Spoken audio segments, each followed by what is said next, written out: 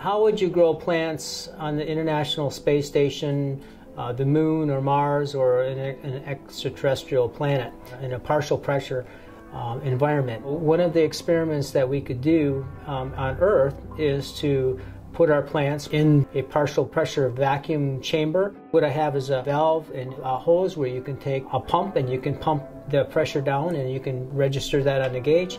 And the seal, we are able to put this underwater. Then you would know that your vacuum seal is holding, because otherwise the water would leak and the seal would not hold with the vacuum. Here we have an LED light. It's a puck type of LED light. You can also change the lights to different types of lighting systems, blue and red, that are effective to certain plants at a certain frequency.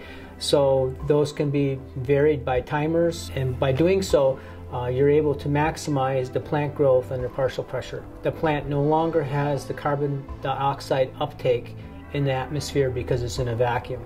So carbon amended soil provides the carbon necessary for the plant to grow. So when it grows, what it does is that through photosynthesis, it will provide oxygen in the chamber that is now under partial pressure. So when the plant is growing, you will see the vacuum gauge actually going up. Hundreds of years ago, the Amazon people were living in an environment all the way from the savannas into the mountains, and they had very poor soil. And in order to feed their populations, they created like a slash and burn technology to create the carbon and be able to have higher yields in their food products. They had these midden-based Amazon black earths that included clay, pottery shells, turtle bones, fish bones, night urine, and those kinds of things, which created an extremely viable black earth. They created long trenches, and then they burned carbon stock in these trenches, and then they would cover them up, and they would be oxygen starved. So it created a specific type of carbon known as Amazon black earth. But the Amazon brown earths were the earths that the Amazons used to produce large orchards to feed themselves. So the Amazon brown earth, it's basically just the pyrogenic carbon itself, and not really the clay or the fish bones and the turtle shells. The results that we have been able to find